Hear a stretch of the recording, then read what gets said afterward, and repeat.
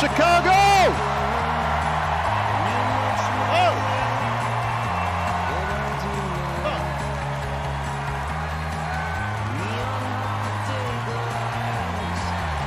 Thank you.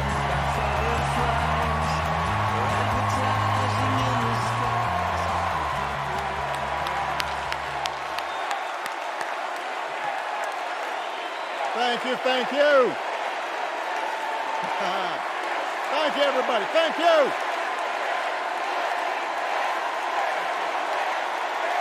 Thank you. Thank you. All right. That's enough. Thank you. Chicago! It's good to be home. It is good to be home, and I don't know about you, but I'm feeling fired up.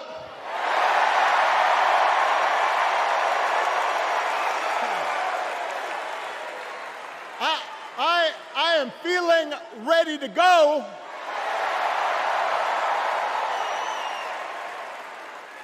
Even if I am the only person stupid enough to speak after Michelle Obama.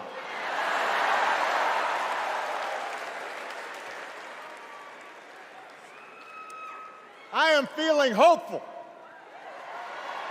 because this convention has always been pretty good to kids with funny names who believe in a country where anything is possible. Because we have a chance to elect someone who has spent her entire life trying to give people the same chances America gave her. Someone who sees you and hears you and will get up every single day and fight for you.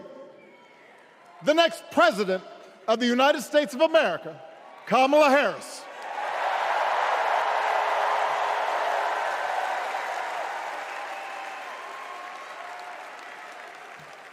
It's been 16 years since I had the honor of accepting this party's nomination for president. And I know that's hard to believe because I have not aged a bit. But it's true. And looking back, I can say without question that my first big decision as your nominee turned out to be one of my best. And that was asking Joe Biden to serve by my side as vice president.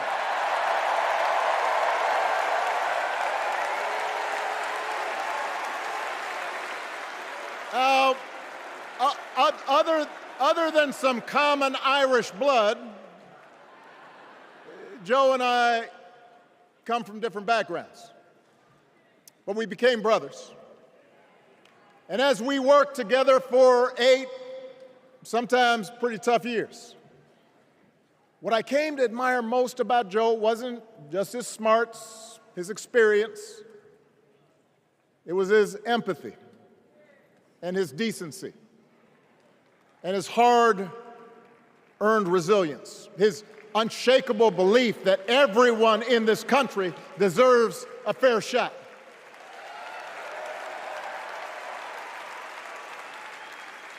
And over the last 4 years, those are the values America has needed most. At a time when millions of our fellow citizens were sick and dying, we needed a leader with the character to put politics aside and do what was right.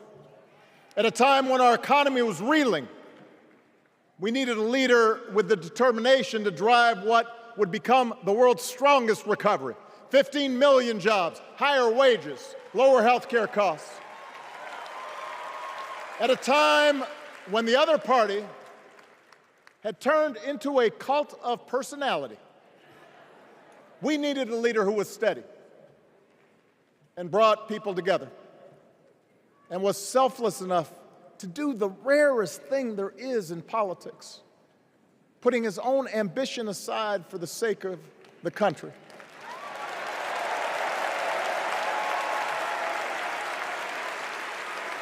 History will remember Joe Biden as an outstanding president who defended democracy at a moment of great danger.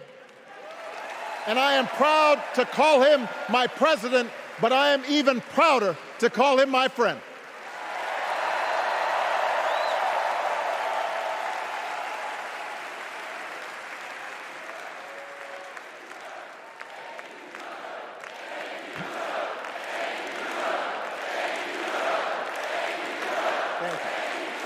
Now, the torch has been passed. Now it is up to all of us to fight for the America we believe in. And make no mistake, it will be a fight. For all the incredible energy we've been able to generate over the last few weeks, for all the rallies and the memes, this will still be a tight race in a closely divided country. A country where too many Americans are still struggling, where a lot of Americans don't believe government can help. And as we gather here tonight, the people who will decide this election are asking a very simple question. Who will fight for me? Who's thinking about my future, about my children's future, about our future together? One thing is for certain, Donald Trump is not losing sleep over that question.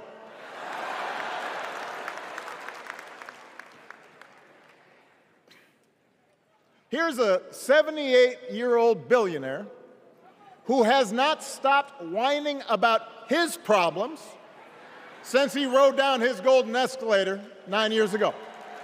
It has been a constant stream of gripes and grievances that's actually been getting worse now that he's afraid of losing to Kamala.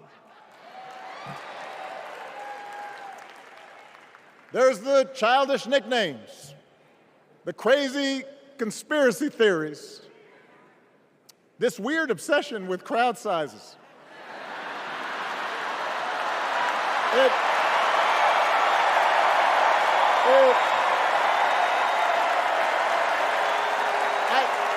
It just goes on and on and on. The other day I heard someone compare Trump to the neighbor who keeps running his leaf blower outside your window every minute of every day.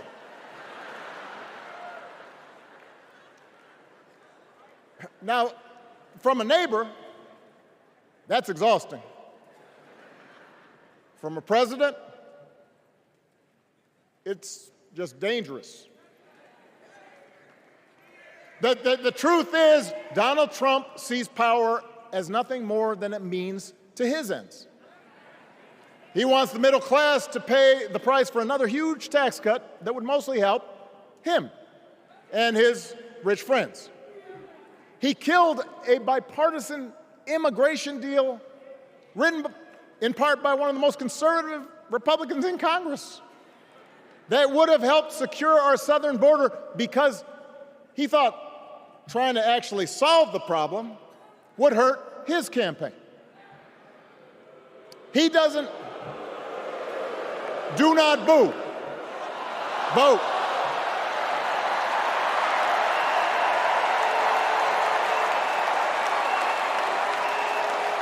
He doesn't seem to care if more women lose their reproductive freedom since it won't affect his life. And most of all, Donald Trump wants us to think that this country is hopelessly divided between us and them, between the real Americans, who of course support him, and the outsiders who don't. And he wants you to think that you'll be richer and safer if you will just give him the power to put those other people back in their place. It is one of the oldest tricks in politics from a guy who has let's face it, gotten pretty stale. We do not need 4 more years of bluster and bumbling and chaos. We have seen that movie before, and we all know that the sequel is usually worse.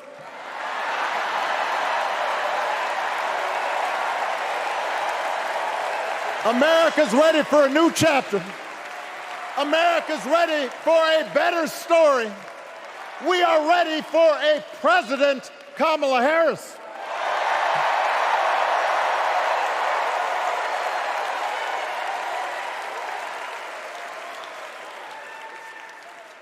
And Kamala Harris is ready for the job.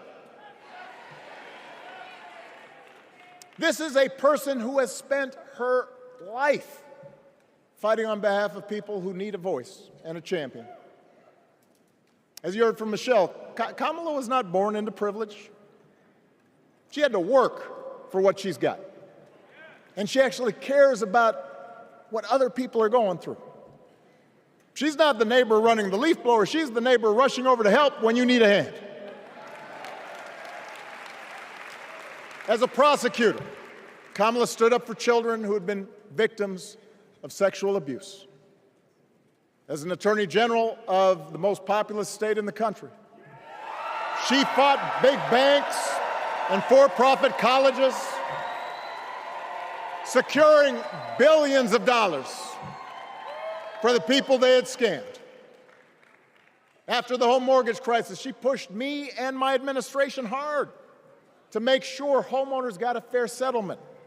Didn't matter that I was a Democrat. Didn't matter that she had knocked on doors for my campaign in Iowa. She was going to fight to get as much relief as possible for the families who deserved it.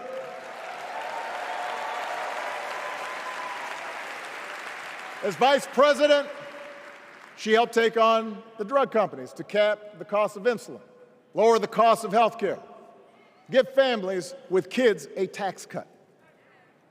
And she is running for president with real plans to lower costs even more and protect Medicare and Medicaid and sign a law to guarantee every woman's right to make her own health care decisions.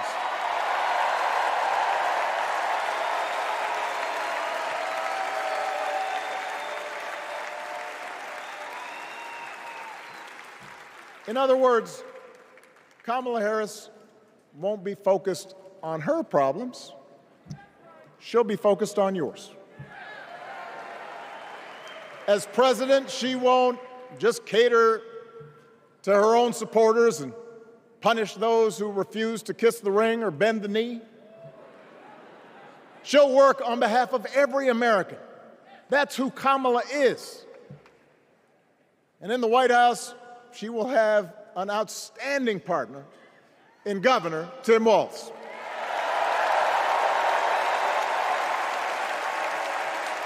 Let me tell you something.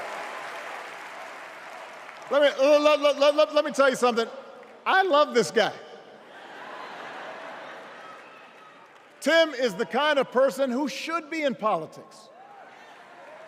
Born in a small town, served his country, taught kids, coached football, took care of his neighbors. He knows who he is, and he knows what's important. You can tell those flannel shirts he wears don't come from some political consultant. They come from his closet, and they have been through some stuff.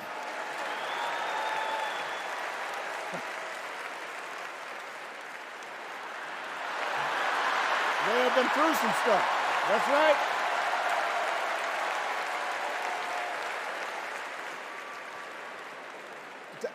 Together, Kamala and Tim have kept faith with America's central story.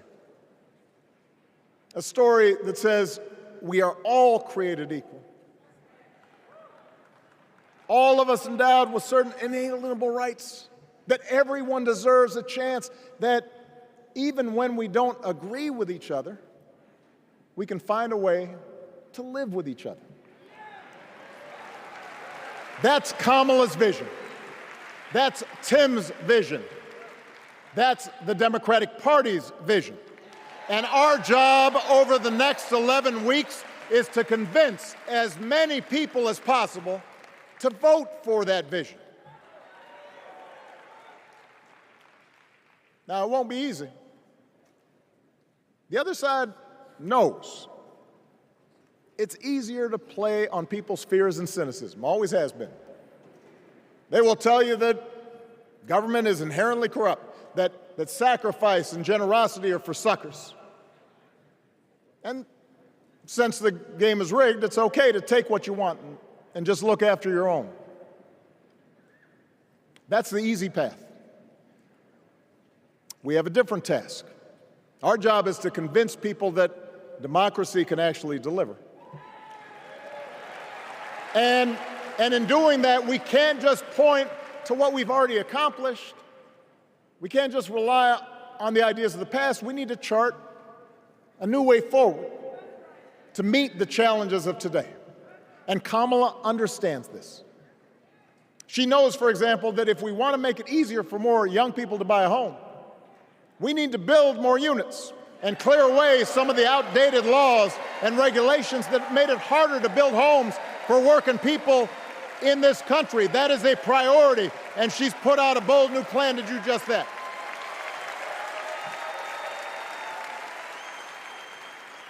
On health care, we should all be proud of the enormous progress that we've made through the Affordable Care Act, providing millions of people access to affordable coverage, protecting millions more from unscrupulous insurance practices. I noticed, by the way, that since it's become popular, they don't call it Obamacare no more.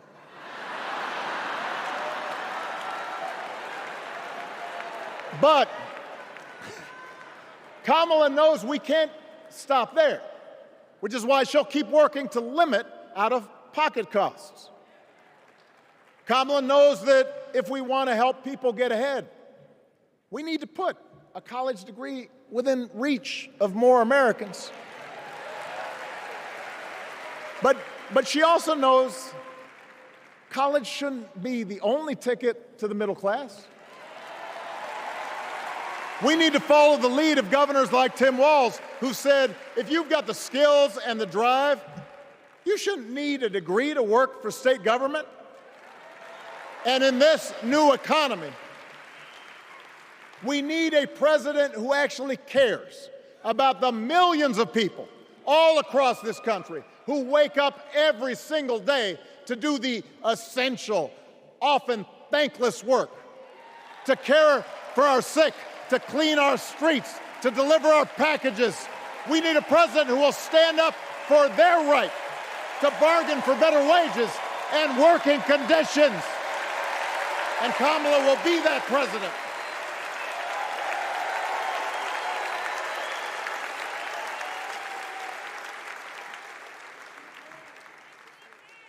Yes, she can.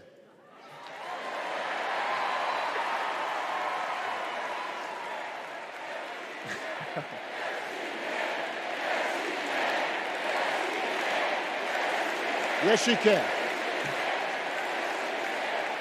A Harris-Walz administration can help us move past some of the tired old debates that keep stifling progress, because at their core, Kamala and Tim understand that when everybody gets a fair shot, we are all better off. They understand that when every child gets a good education, the whole economy gets stronger. When women are paid the same as men for doing the same job, all families benefit.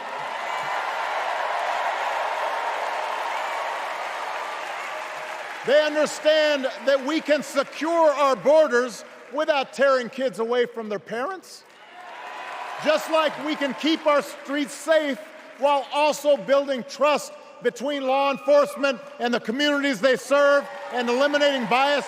That will make it better for everybody.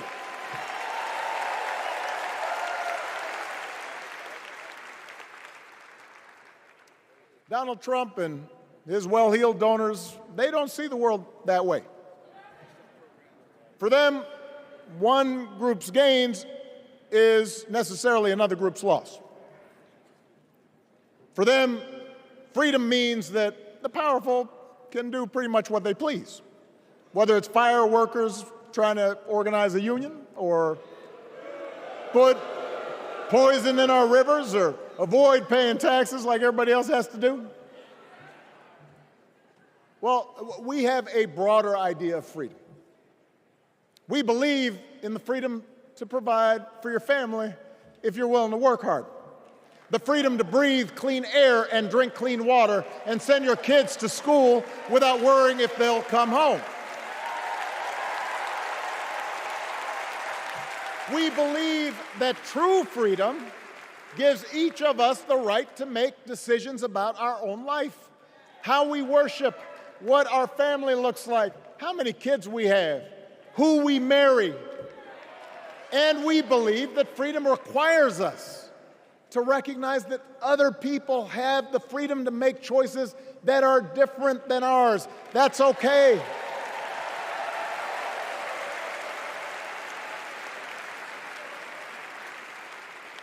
That's the America Kamala Harris and Tim Walz believe in. An America where we, the people, includes everyone. Because that's the only way this American experiment works. And despite what our politics might suggest, I think most Americans understand that. Democracy isn't just a bunch of abstract principles and dusty laws in some book somewhere. It's the values we live by. It's the way we treat each other, including those who don't look like us, or pray like us, or see the world exactly like we do.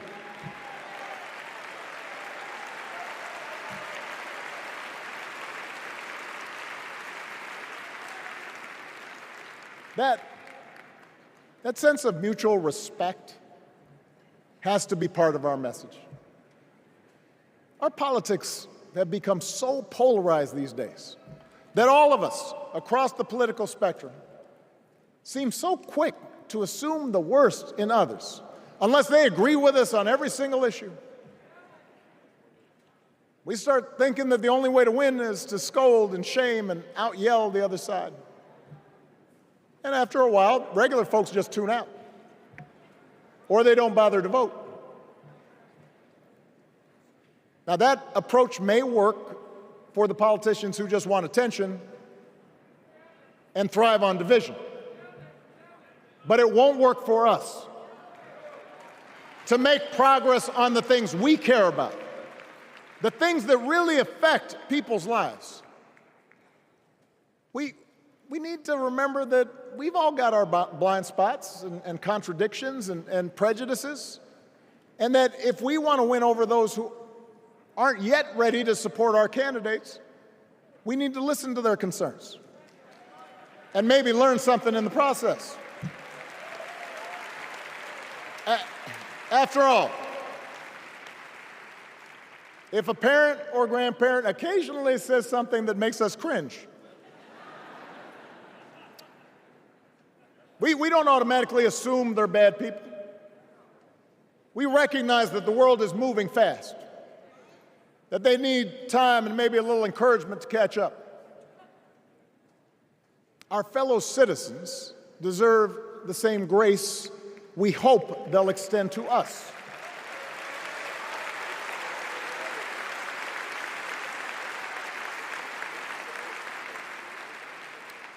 That's how we can build a true democratic majority, one that can get things done.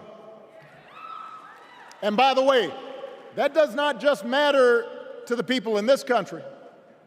The rest of the world is watching to see if we can actually pull this off.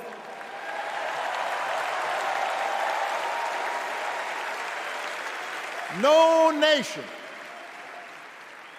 no society has ever tried to build a democracy as big and as diverse as ours before.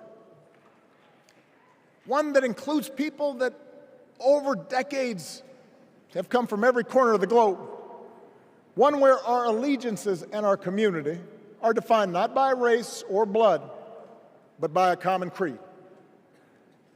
And that's why when we uphold our values, the world's a little brighter. When we don't, the world's a little dimmer. And dictators and autocrats feel emboldened. And over time, we become less safe. We shouldn't be the world's policemen, and we can't eradicate every cruelty and injustice in the world. But America can be and must be a force for good. Discouraging conflict, fighting disease, promoting human rights, protecting the planet from climate change, defending freedom, brokering peace. That's what Kamala Harris believes, and so do most Americans.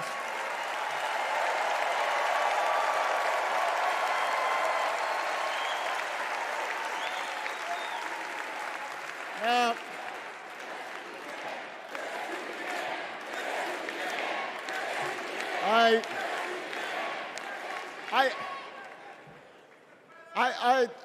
I know these ideas can feel pretty naive right now.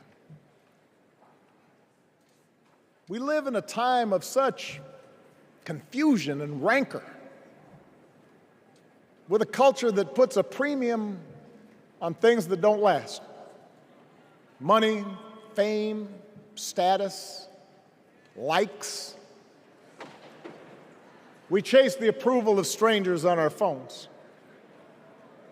We build all manner of walls and fences around ourselves, and then we wonder why we feel so alone. We don't trust each other as much because we don't take the time to know each other.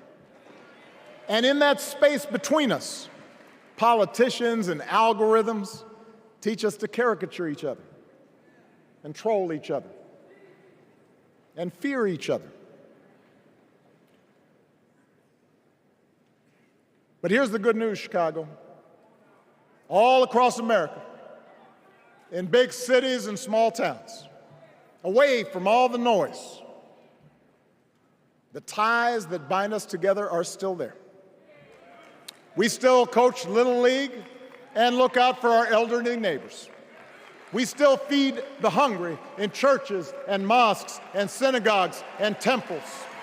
We share the same pride when our Olympic athletes compete for the gold.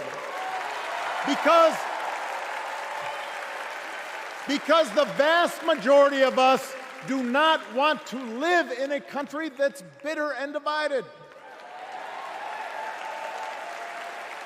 We want something better. We want to be better. And the joy and the excitement that we're seeing around this campaign tells us we're not alone. You know, I've spent a lot of time thinking about this these past few months because, as Michelle mentioned, this summer we lost her mom, Ms. Marion Robinson. And I don't know that anybody has ever loved their mother-in-law any more than I love mine. Mostly it's because she was funny and wise and the least pretentious person I knew. That, and she always defended me with Michelle when I messed up. I'd hide behind her.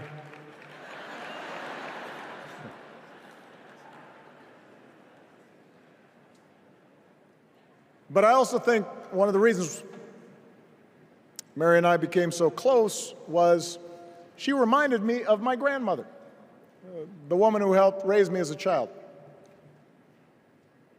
And on the surface, the two of them did not have a lot in common.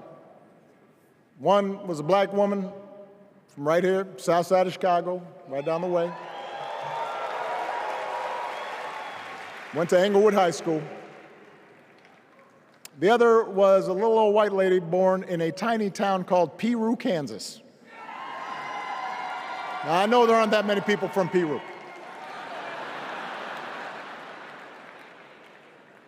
And yet they shared a basic outlook on life. They were strong, smart, resourceful women, full of common sense, who, regardless of the barriers they encountered, and women growing up in the 40s and 50s and 60s, they encountered barriers. They still went about their business without fuss or complaint and provided an unshakable foundation of love for their children and their grandchildren. In that sense, they both represented an entire generation of working people who, through war and depression, discrimination and limited opportunity, helped build this country. A lot of them toiled every day at jobs that were often too small for them and didn't pay a lot. They willingly went without just to keep a roof over their families' heads, just to give their children something better. But they knew what was true. They knew what mattered. Things like honesty and integrity, kindness and hard work. They weren't impressed with braggarts or bullies. They didn't think putting other people down lifted you up or made you strong. They didn't spend a lot of time obsessing about what they didn't have. Instead, they appreciated what they did. They found pleasure in simple things: a card game with friends, a good meal, and laughter around the kitchen table, helping others, and most of all, seeing their children do things and go places that they would have never imagined for themselves.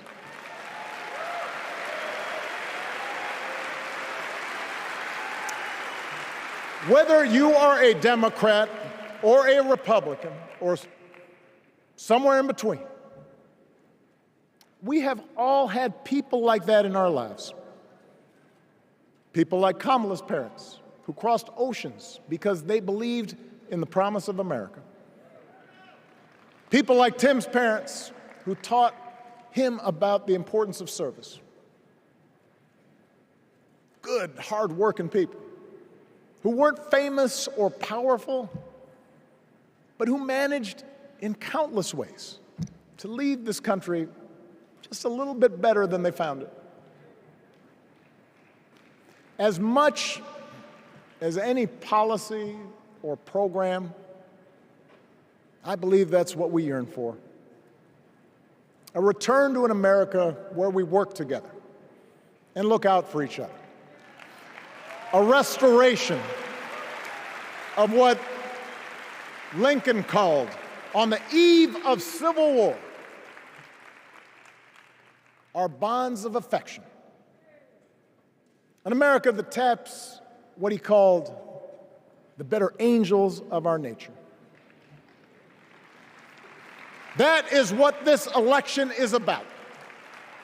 And I believe that's why, if we each do our part over the next 77 days, if we knock on doors, if we make phone calls, if we talk to our friends, if we listen to our neighbors,